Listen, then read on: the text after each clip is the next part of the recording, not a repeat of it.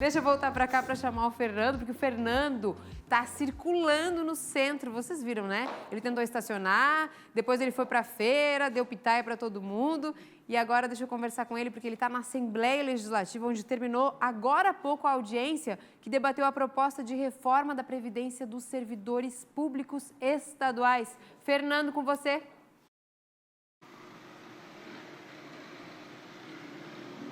É isso mesmo, Cibele. A audiência pública terminou agora há pouco, entidades participaram, os deputados organizando o projeto que deve ser colocado em votação ainda em março. Nós vamos conversar agora com o deputado Maurício Skudilarki, que é o relator do projeto da reforma da Previdência para servidores. Avanços, como devem ser essas novas regras, o que ficou definido nessa audiência de agora pela manhã? Deputado, boa tarde. Boa tarde. Nós temos que deixar cumprir as normas federais que foram aprovadas e temos que fazer uma previdência que crie estabilidade na arrecadação, na manutenção da previdência, mas sem tantos prejuízos aos servidores. Idade mínima deve ficar em qual para homens e mulheres? A idade mínima deve ser mantida o que a Constituição Federal, que foi aprovada a nível federal, professores, por exemplo, a mulher 57 anos, o homem 60, o policial civil 55 anos, nós vamos cumprir aqueles requisitos já aprovados pela reforma federal. Deputado, um ponto polêmico, a comparação de policiais militares e policiais civis. Deve avançar essa questão para igualar as duas categorias? Exatamente. Esse é um dos grandes reclamos da Polícia Civil, da Segurança Pública, um tratamento isonômico. Vamos ter avanços. Até que ponto? Vai avançar. Vai avançar. Nós conseguiremos chegar, nós vamos ver na próxima semana. Mas teremos avanços. O ideal seria a igualdade. Deputado, quando o projeto deve ser colocado em votação?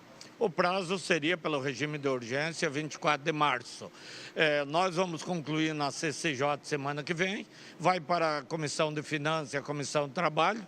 Talvez, se houver diligências, pode ser suspenso esse prazo. Senão, o prazo é 24 de março. 24 de março, votação do projeto da Previdência para os servidores aqui em Santa Catarina. Deputado, muito obrigado pela sua participação ao vivo. Prisco, contigo, Cibele, reforma da Previdência sendo discutida aqui na Assembleia Legislativa. E assunto de agora também para Cláudio Prisco Paraíso. Boa tarde, Prisco. Boa tarde, Cibele e Fernando em cima do lance, né? Isso aí. Isso é muito bom, isso é muito bom. Fernando também na rua. Bom, primeiro aspecto, falando sobre a questão da audiência pública. Uma audiência fundamental para ouvir também o lado dos servidores.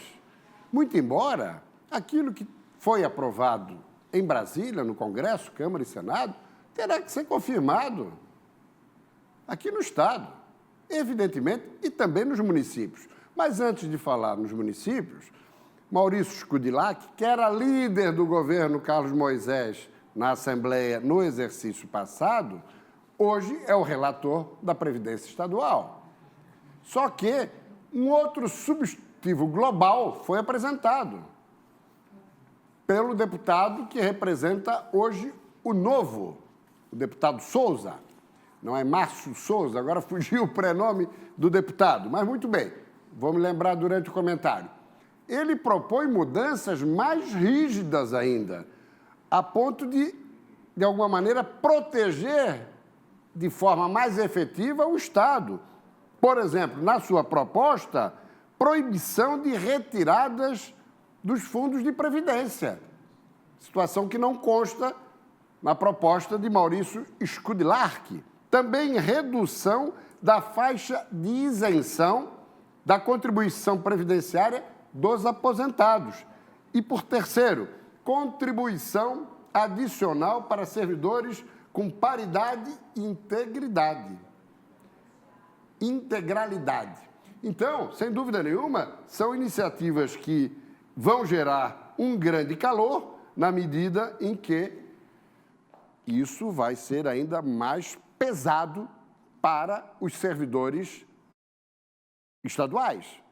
É pouco provável que a proposta do deputado, esse substitutivo global, venha a ser viabilizada na Assembleia. Agora, com relação aos municípios que eu falei, nós temos 295 aqui em Santa Catarina. Apenas 69 têm seu regime próprio de previdência. Só 69. Então, todos os demais, de 69 para 295, todos os demais vão entrar ao natural naquilo que foi aprovado em Brasília e no que será aprovado, seguramente, aqui em Santa Catarina. Agora, esses 69 têm que enviar, e alguns já o fizeram, à Câmara de Vereadores uma proposta justamente elevando de 11 para 14 a contribuição previdenciária. Ô, Sibeli, a situação é tão delicada que dos 295 municípios catarinenses, apenas 7 não têm déficit previdenciário. Ou seja, é algo desafiador que começou pelo plano federal, que agora está no estadual e que, consequentemente, também será inserido no contexto dos municípios. Prisco, e a negociação do governo do estado com policiais, civis e militares? Olha,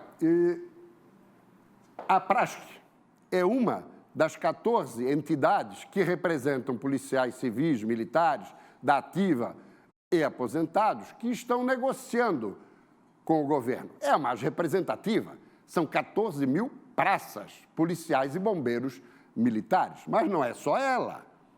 Por exemplo, a PRASC ontem já comunicou. Somos contra a proposta, não aceitamos a proposta do governo. São contra, sim. E aí, como é que fica? São contra, não querem receber esse reajuste? Qual é o encaminhamento objetivo? Vão fazer a operação padrão? Qual é a solução para isso? E a sociedade, como é que fica? Sempre defendemos aqui a PRASC, suas reivindicações, mas tudo tem limite. Uma segunda entidade, ontem, dos oficiais da reserva, já se posicionou favorável. Só na área militar são 8 entidades que vão se manifestar sobre a proposta do governo. 17,5% de reajuste até 22, que vai implicar num dispêndio aí de 400 milhões. Na proposta da PRASC, que pede 20 e tantos por cento, 22, na prática, isso vai representar 40% a 45%. Então, tudo também tem limite. Esse governo tem 1 ano. A defasagem é de 6 anos anteriores.